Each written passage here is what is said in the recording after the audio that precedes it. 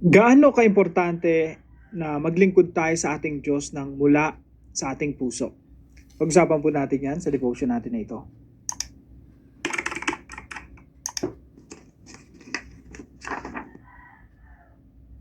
Magandang araw po sa bawat isa sa inyo. Welcome back to our 365 Daily Devotions, Bible Characters Edition.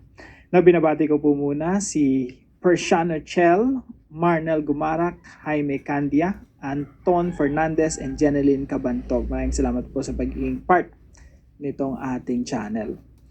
Now, ang ating po pag-uusapan ngayon ay patungkol po sa bayan ng Israel nung sila po ay kumbaga pinanganak sa Ehipto.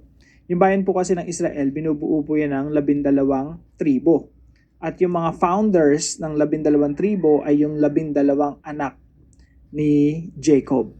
Si Jacob po, pinalitan yung pangalan ni Jacob, ni Lord, pinalitan yung pangalan niya na from Jacob to Israel. So, pag-usapan po natin, paano ba naging bansa, yung the birth of the nation of Israel, paano ba naging bansa ang Israel? Now, basahin po muna natin sa Exodus chapter 1. So, natapos na natin yung Genesis, no? Sa Exodus chapter 1, dito po makikita natin sa verse 6. Now Joseph and all his brothers and all that generation died, but the Israelites were exceedingly fruitful. They multiplied greatly, increased in numbers, and became so numerous that the land was filled with them. Kung naalala nyo po sa Genesis, ito po yung mapa natin. Si Jacob po, galing po rito sa Israel, dito sa Canaan. Mula po rito, nung nagkaroon ng malawakang tagutom, si Joseph po na nasa Egypt, ito po yung Egypt. Yan, medyo, yan, malaki po yung Egypt.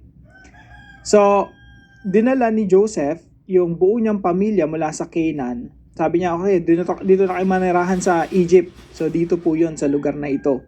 Ito po yung particular na binigay sa kanila. Nakita niyo po yan? Puro desierto yung Egypt, pero itong kulay green na yan, yan yung maunlad, matataba yung lupa, sabi ni Pharaoh. Dito kayo manirahan, dito sa Goshen. At dito po dumami ang lahi ni Israel. So, sabi po sa Exodus, nung namatay na sila Joseph, tsaka yung henerasyon na yun, yung kanilang mga anak, talagang dumami. They multiplied greatly, increased in numbers, and became so numerous that the land was filled with them. Now, here's the problem. Verse 8. Then a new king, to whom Joseph meant nothing, came to power in Egypt. Nagkaroon po ng bagong hari. So, marahil merong mga faction or sabi ng ilang mga Bible scholars, yung mga Hyksos daw, no? May ibang grupo na kumbaga nagpalit ng administrasyon. Tinalo yung isang grupo na rumerespeto at kumikilala sa ginawa ni Joseph. Etong tao na ito, itong bagong king na ito, walang pakialam kay Joseph. At wala siyang pakialam dun sa, walang utang na loob, no, sa ginawa ni Joseph long time ago. Kaya po, yung mga Israelita, ginawa niyang alipin. Sabi po rito sa verse 11, so they put slave masters over them to oppress them with forced labor, and they built Pithom and Ramesses as store cities for Pharaoh.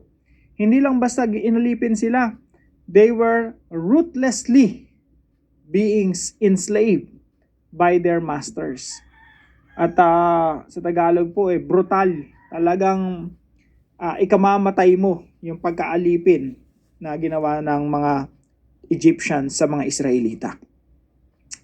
Now, ito po yung ilan sa mga katuruan po natin ngayong araw. Number 1, Israel was born in Egypt, the land of slavery. Yung bayan ng Israel na form, na kumbaga pinanganak sa pagkaalipin sa bayan ng Ehipto. At ito po ay kitang-kita po natin dito sa Exodus chapter 1 pa lang. Nung dumami sila, inalipin sila ng bansang Ehipto. And tatalakayin po natin mamaya kung bakit, no? What's the purpose? At bakit hinayaan yun ng Diyos? Now, pangalawang puntos po, Israel became a slave nation according to prophecy. Yung bayan po ng Israel talagang magiging alipin talaga sila ayon sa propesya na sinabi ng Diyos kay Abraham. So, balikan po natin yung family tree ni Abraham. Si Abraham po, yung pagtawag ng Diyos kay Abraham sa Genesis chapter 12 pa lang po, no? At pagdating sa Genesis chapter 15, sabi ng Diyos kay Abraham, basahin po natin, Genesis chapter 15 verse 13 hanggang 14.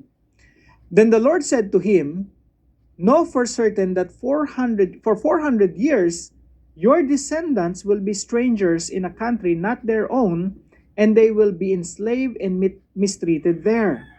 But I will punish the nation they serve as slaves, and afterward, they will come out with great possessions."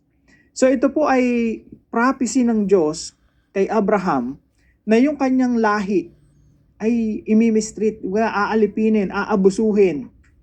Pero sabi dito, "But I will punish the nation they serve as slaves." Pero paparasahan ko yung mga umabuso sa kanila. At lalabas sila sa bansang iyon, sabi dito, they will come out with great possessions. Kaya nga po nung pinalaya ng Diyos yung bayan ng Israel mula sa Ehipto, tangay-tangay nila yung mga ginto ng Ehipto. At tatalakayin po natin yan sa mga susunod na devotions natin.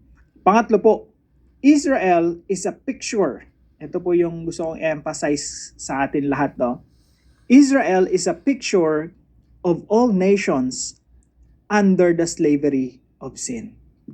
Yung Israel po ay larawan. Kumbaga kaya hinayaan ng Diyos na mangyari yun kasi may tinuturo ang Diyos. Yung tinuturo ng Diyos sa Israel ay bayan ng Israel, alam mo, alipin kayo sa Ehipto, doon kayo pinanganak. Parang sa mga individual nating pamumuhay yan, alipin tayo sa kasalanan. At hindi lang tayong mga individual, hindi lang yung bayan ng Israel, kundi lahat ng mga bansa pinanganak sa pagkaalipin. Pero ang matinding pagkaalipin, hindi alipin ng ibang bansa, kundi alipin ng sariling kasalanan. Israel is a picture of all nations under the slavery of sin. So, anong tinuturo ng Diyos? Simple lang mga kapatid. Tinuturo po ng Diyos sa bayan ng Israel, sa lahat ng mga bansa at mga ethnic group sa mundo, at sa lahat ng tao sa buong mundo, that you need a Savior. You need a deliverer. Kailangan mo ng magliligtas sa inyo. Kaya po yung experience ng Israel sa bilang mga alipin sa Ehipto, ito po ay nagtuturo sa sangkatauhan, maging sa atin, na tayo rin ay ipinanganak sa kasalanan at sa pagiging alipin ng kasalanan, at tayong lahat nangangailangan ng Messiah, ng tagapagligtas. Now, yung mga detalye po nito, tatalakayin po natin sa mga susunod na mga araw, no? Kasi ang Diyos po, kaya nga nasulat yung Biblia, pati yung istorya na ito, para ipahayag talaga sa atin ano yung ibig sabihin ng Ebanghelyo at ano yung ibig sabihin ng pangailangan natin ng Kristo sa buhay. Kaya po sa application po natin, number 1, appreciate that God sets us free. Ito po yung laging sinasabi ng Diyos sa kanyang bayan, no? Na I'm the God. Ako yung Diyos na nagpalaya sa inyo, who set you free from the land of slavery, mula sa pagiging alipin sa Ehipto. Tapos binigay niya yung 10 Commandments niya. Bakit po? Kasi gusto ng Diyos na maunawaan ng bayan ng Israel na yung Diyos pinalaya sila upang maglingkod yung bayan ng Israel sa Diyos, hindi sa Ehipto. Parang sa atin po, no? Pinalaya tayo ng Diyos mula sa pagkaalipin sa kasalanan upang hindi na tayo maging instrumento ng kasalanan, hindi na tayo maglingkod sa kasamaan, maglingkod sa sarili nating laman, kundi maglingkod sa Diyos. Pangalawang puntos po, serve God freely from the heart. Now, bago po natin emphasize tong free, yung pagiging malaya, no? Yung naglilingkod ng Diyos sa malaya, bilang malaya. Basahin po natin yung John 8:34. Sabi po rito, "Very truly I tell you, everyone who sins is a slave to sin." Lahat ng nagkasala o gumagawa ng kasalanan, sila ay alipin ng kasalanan. And we can't do anything about it. Parang yung mga Israelita doon sa Ehipto, they can't do anything about it. Wala silang magawa. Yung kasalanan parang mga slave masters yan eh. Nilalatigo na tayo, pero pilit pa rin natin ginagawa yung kasalanan. Napansin nyo ba? Yung kasalanan, sa totoo lang, ayaw naman talaga natin, pero ginagawa pa rin natin. Isipin nyo mabuti kung ano yung kasalanan. Yun yung sabi ni Paul eh. Sabi niya yung kasalanan, ito yung ayaw mo, nakakasama sa'yo, alam mo na kaparusahan at alam mo kapahamakan ang idudulot, pero ginagawa mo pa rin. Bakit? Kasi alipin nga tayo ng kasalanan. So yung kasalanan, parang mga slave masters yan eh. Hinahagupit ka na, pinaparusahan ka na, pilit mo pa rin ginagawa. Magpapatuloy pa rin tayo sa kasalanan. Yan po yung ibig sabihin ng slave to sin. That's why we need Jesus Christ. Kaya po sabi rito sa Romans chapter 6, 17 hanggang 18. But thanks be to God that though you used to be slaves to sin, you have come to obey from your heart. Ito po yung beauty nito mga kapatid. Pansinin niyo pong mabuti, no? Ituon niyo sa akin yung 100% ninyong attention. Yung bayan ng Israel, pinalaya ng Diyos mula sa pagkaalipin upang maglingkod sa Diyos freely. Walang pilitan. Tayo po pinalaya ng Diyos mula sa ating mga kasalanan upang makapaglingkod sa Kanya ng mula sa puso na hindi napipilitan.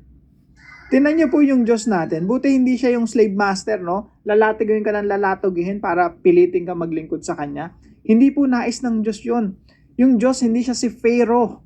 Napipilitan kang magtrabaho, maglingkod kay Pharaoh. Yung Diyos natin, Diyos ng kalayaan. Gusto niya malaya tayo, masaya tayong naglilingkod sa Kanya. Kaya po sabi ni Apostol Pablo, you used to be slaves to sin. Alipin kayo dati ng kasalanan. Pero ngayon iba na. You have come to obey from your heart. Sumusunod ka na sa Diyos nang mula sa puso, joyfully. Masayang-masaya ka na naglilingkod sa Panginoon. And I hope that is your experience right now. And I hope lahat tayo masaya na naglilingkod sa Panginoon. Because it's a privilege. Hindi napipilitan. I hope lahat po tayo.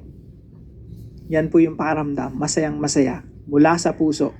Naglilingkod sa atin Diyos. Pangatlo po, observe a day of rest once a week.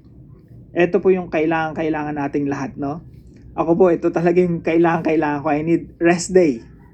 At ang hirap kasi ng estudyante, ginagawa mo yung vlog, nagpapastor, ang dami mga meetings. Feeling ko ito yung kasalanan ko, nag-overwork ako eh. Pero alam niyo po ba na God hates overworking? Hindi gusto ng Diyos na nag-overwork. Yung bayan ng Israel, wala silang rest day. Alipin sila kung anong gusto ng master nila. Kahit anong oras kayo pagtrabuhin, walang rest day. Pero nung pinalaya sila ng Diyos mula sa pagkaalipin, sabi ng Diyos, simula ngayon, magre-rest day kayo. Simula ngayon, 6 days magtatrabaho kayo. And the 7th day, magpapahinga kayo. Kasi nga, sabi ng ating Panginoong Jesucristo, wait lang anak ha. Sabi dito, gaantay kasi yung anak ko nandito. So sabi dito sa Mark chapter 2 verse 27, sabi ni Jesus Christ, the Sabbath was made for man. Nilikha ng Diyos ang Sabbath para sa tao, para magpahinga tayo. Ayaw ng Diyos na maging alipin tayo. Ayaw ng Diyos na i-idolize natin yung negosyo. Magkaroon tayo ng idolatrous heart. Masyado nating iniidolo yung ating mga trabaho. So, don't commit a sin of idolatry when it comes to work. Observe a day of rest once a week. Now, para po sa ating discussion, what is the impact of knowing that our journey began in pitiful slavery to sin and leads to joyful service to Christ? Pag-usapan po natin yan sa ating mga discussion groups. At para naman po sa ating dive deeper, how does Israel's slavery in Egypt speak about our slavery to sin? Pag-usapan po natin ang malaliman, ano yung ibig sabihin ng slavery sa Egypt, at paano ito nagiging parallel, kumbaga connected sa ating pagiging alipin sa kasalanan. Tayo po yung manalangin. Father God, thank you for loving us when we were helpless and lost. When I think about Moses and the people trapped in Egypt, I see my own heart and how I need you. Thank you for sending Jesus, not just to teach me, but to save me. I am grateful that you did what I could never do for myself. Please help me trust you more, especially when I feel weak or afraid. Teach me to rest in what Jesus has already finished. I want to follow you with a thankful heart and a life that honors you. In Jesus' name, amen and amen.